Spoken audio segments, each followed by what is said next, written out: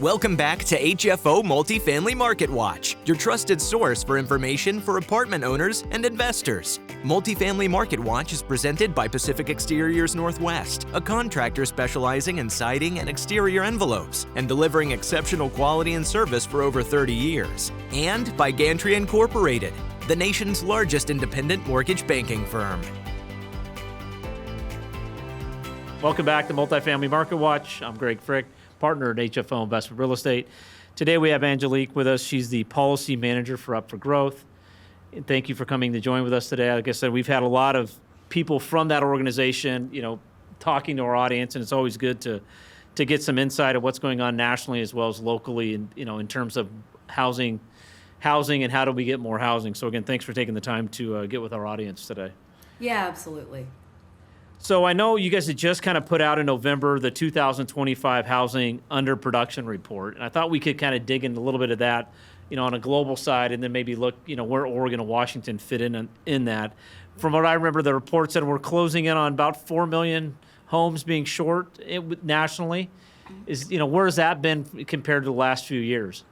Yeah, absolutely. So just to take a little bit of a step back and tell your audience a little bit about what underproduction is. At a very basic level, housing underproduction is just a measure of the housing we have and the housing we need. So when we say something like, we currently have a 3.78 million home housing underproduction gap, what we're saying is that's the gap between the housing we have and the housing we need. That's actually a slight decline from our last report, 2024, where the housing underproduction, national housing underproduction, was 3.85 million. This has kind of been an interesting dynamic, but definitely a complicated one that we can get more into. But a temporary decline in underproduction does not necessarily mean that trend will hold. And is some of that factor having to do with the later formation of housing families that you have? I mean, is that part of the numbers? We've talked about that before with some people that study demographics and saying maybe you've got people, forming families later, so therefore maybe the housing need is not as great when you look at, underproduction.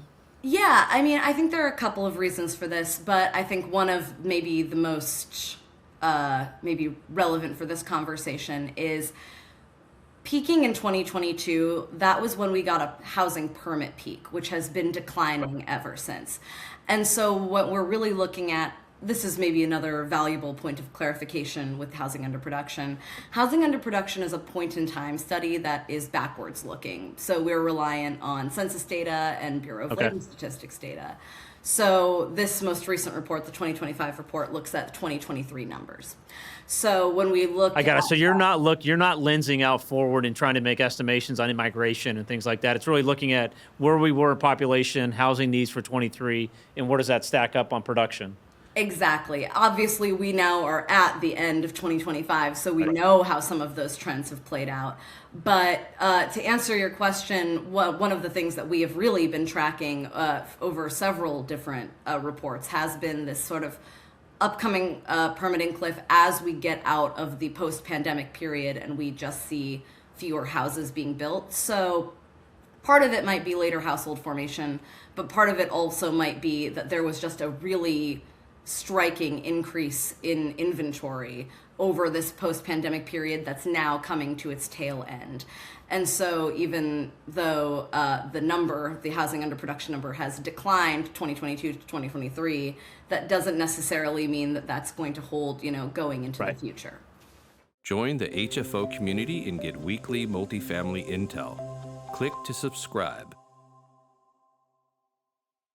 Right, and looking at, the housing lack of production cliff we've kind of come over, I'd almost expect that to, unless we had some kind of major immigration slowdown, you would think that number is going to go up again next year when you do this report next year. Because we in our market, we're just not seeing an uptick in permits at all on housing, on any kind of housing.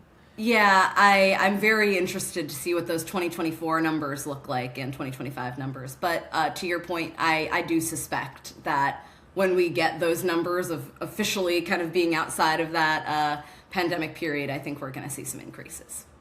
And then looking, lensing back and looking at like Oregon and Washington, where do they sit among other states in terms of the, underproduction?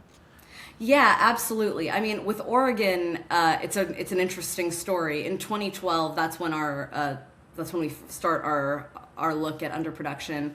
Oregon was 14th in the nation. So again, maybe restating it, what that means is that it had the 14th largest housing gap in the country. Okay. Now in 2023, that gap, Oregon is now 18th. So it's gotten, the gap has shortened a little bit. As for Washington, Washington is in a little bit of a more tricky place. It's currently the seventh, or in 2023, it was the seventh most underproduced state in the country. So Oregon being having significantly less of a problem in terms of empirical gaps there. Right. But it's very interesting. Oregon, I'm sure you've been noting, but Oregon and Washington have both been improving in our numbers and in our data from 2022 to 2023. So we, as we've been looking, have been watching those states slowly move towards more balanced, but certainly still supply-constrained environment. 2025 in Oregon, for example, I'm sure you're very aware, but that was very much characterized by increased inventory and, that post-pandemic wave of apartment construction finally cresting. And similar in Washington, there were significant unit deliveries, but demand just remains so high in both states. So you'll probably be, in terms of looking at production and underproduction, you could be lagging a couple of years in terms of, if we're looking at production that was permitted in 22, built in 23, going online in 24. If we're looking at where we're heading, I don't want to give people the false idea that, we're heading in the right direction, because again, looking at permit numbers, they're falling off the cliff, and we're not expecting a bunch of new supply to come into this market. Yes, absolutely. That's a great clarification. Thanks for making that point. Are there certain metros that you see that, have had steady, I would say, in-migration coming in, but then are keeping up with, the housing production, or improving as they still have population growth? This year has been an interesting year, again, just because of that significant unit delivery across so many different metros. What we saw was that several different metros did see their inventory rise in somewhat lockstep with their population increases. So, this is an interesting note. Perhaps you're aware of it, but recent Pew research has shown that the top 50 metros in the recent past have all seen, I can't remember the exact percentage, but a significant portion of their population growth was due to international in-migration. And with that kind of recent slowing, I think we may see some shifts there. But in some of those larger markets, New York, LA, we did see underproduction slightly decline as those units entered the market. So I know this, Up for Growth has been very active on the policy side and things like that. Is there a fear at all in terms of messaging when you're dealing with, people that aren't in the housing production business on a daily basis? They see this and go, hey, we're coming in it's moving in the right direction. Because I think a lot of people don't realize kind of the lag time that it takes to, just even get a piece of dirt ready to go for production, and then to time to. So how do you kind of get people more in tune with, hey, it may look good to this year, but this is something that we're trying to address 3, 4, 5 years down the road? Yeah, absolutely. One of the key figures or thoughts here is that housing has just become so much more expensive. The National Association of Realtors, in their 2025 report, found that only 24% of home sales were from first-time home buyers. That number was 50% in 2010. So some of the argument that we just try to make here is that more and more metros, more and more people are feeling squeezed by this lack of housing supply. And so while these backwards looking trends may show, like in 2023 there was some increased production, you are a person in 2025 and you know that your housing costs are still quite high, and you're looking for a reason for that, and you're looking for a solution. And I think one of our solutions is taking really seriously that people are struggling to pay rent. And why are they struggling? It's downstream of a very severe supply crisis that's been growing for decades. Right, and I always tell people it's a supply issue, and it's also an income issue. And Absolutely. Again, you guys are on the policy side on the supply issue. Income is, can we get jobs growth and things like that. If there's, I mean, if you had a chance to sit down with like mayors in Seattle and Portland, I mean, what would you say to them to move the needle faster to get, supply to pick up? When you get a recognition that this is an issue, it's not getting better. It may slightly get better today, but it's really not getting better. What would you say would be things that, they could look at to do to pick up the production? Yeah, I mean, Oregon and Washington have been kind of on the front lines of this battle for a while. So it's a very sophisticated conversation. There's been a lot of really interesting movement at the state level.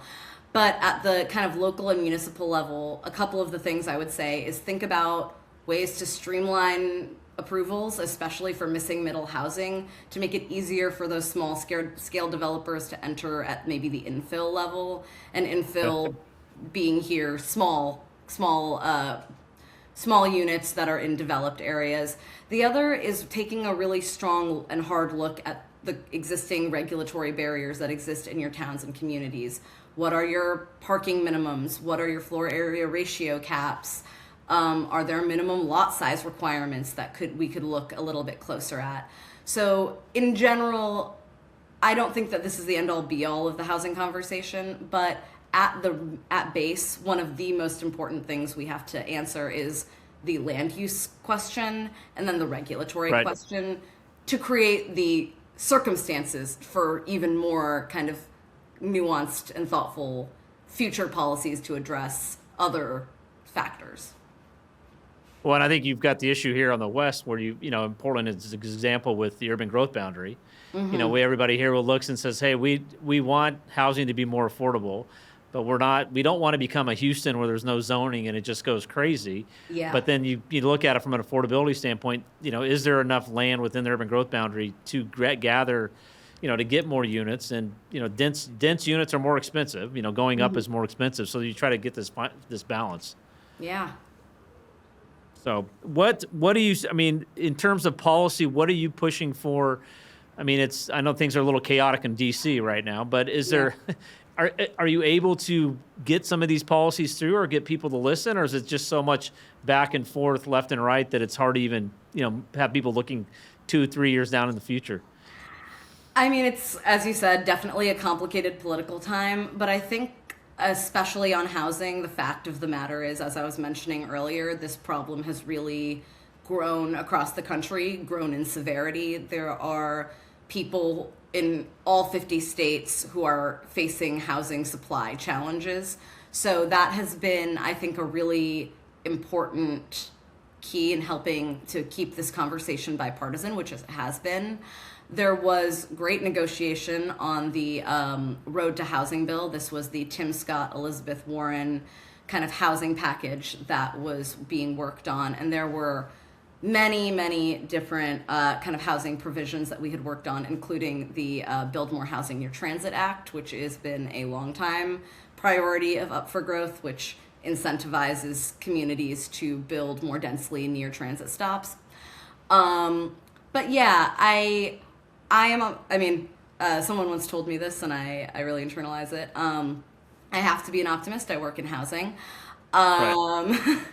But I do think that affordability has become such a buzzword in politics more broadly, and people are really looking for answers. And so I think we are in a great place for negotiation, discussion, debate. There was definitely a lot of good faith negotiation happening, and I think I'm curious to see where that conversation leads us. What is your thought in terms of zoning and permitting as such a local municipality, kind of under that roof? And then again, you guys are doing a lot on the federal side. Are we seeing some push where that from the federal side can get into the more local? People are always afraid about having the federal from DC kind of talking about zoning and things like that. But again, how do you spur this kind of development when it is such a local issue? Yeah, and that's a great point. We definitely think that no one knows what a community needs like the local community. But at the same time, one of the benefits or one of the uses that the federal government can have is both to provide technical assistance. A lot of these smaller or mid-sized communities, they do not have, frankly, the technical expertise to update their zoning codes in a way that might be useful to them. They can provide funding they can do that both in a carrot and a stick approach, providing funding for municipalities that are good actors, and also potentially thinking about certain types of financial withhold a little bit of money if they're not building at the rate that they're needed. So we don't think that the federal government should necessarily be writing, individual zoning codes. That's not the role of the federal government. But there are so many of those side issues, like providing that technical assistance, providing funding for different types of developments, providing funding for CDBG grants or community development block grants. So we more see the federal government as being a backbone, a real helper for moving municipalities and communities who maybe want to do the right thing, but just genuinely don't know where to start, or don't have the funding, or don't have the capacity, making sure that those communities are really supported. That's where we try to work and think. And as things, I know from talking with a lot of groups here that where there was an expectation if we had help from federal funds or anything like that, the inefficiencies of getting that. Do you see that getting better, or are we? There's just a big concern that, we're not going to see a lot of federal funds coming out to the West Coast for a variety of reasons. What's your take on that? As how much assistance can they give to some of the local municipalities to try to, spur development? Yeah, this is definitely one of the challenges that federal money has often faced, that comes with a lot of entitlements or a lot of complications that can add to soft costs. There has been a lot of discussion on looking again and looking more thoughtfully at environmental review regulations, so NEPA, the National Environmental Protection Act. Obviously, we all want to make sure that we're building in a way that's sustainable and healthy for communities, but there have been instances of those types of programs being used in ways that are kind of malicious or geared towards stopping projects. We have seen some interest on the federal level. In fact, within road, there were several provisions to cut red tape by streamlining NEPA and also providing federal incentives for local reforms to streamline. So there is a real acknowledgement that this is a little bit of, I'm sure maybe you've had discussions like this, the abundance conversation that's been happening among Democrats, which is, what are the challenges in actually helping communities leverage this money? And often, that can be those regulatory barriers that are imposed by the federal government. So there has been a real push to think again and trim and streamline. And that's a bipartisan push that I've seen. Well, I want to thank you for taking the time to come speak. I'm wishing you guys luck. We need all the help we can get in terms of if people are really serious about addressing the affordability issue. It's a two-prong approach. One is, how do you increase incomes and things like that? But like you said, the other side is the supply issue. And we just have not been building enough housing. And we did have this monster rush of permits and completions, kind of post-COVID, but that's not. It hasn't been sustained. So the same issue we had before is going to come back, probably even greater numbers. So again, thank you for all the work you do at Up for Growth. And if people want to find out more about your organization, they can go to the website below. And we'll wish you well in DC. Thank you. Great. Thank you. Our entire office specializes in multifamily real estate, making HFO the largest multifamily brokerage in the Pacific Northwest. Your success is our passion. Build your legacy with HFO. Call 503-241-5541 or visit our website at hfore.com for more information. HFO is a member of Global Real Estate Advisors. Learn more at grea.com. Love the insights? Tap the like button and click subscribe. It helps us bring more multifamily news straight to you.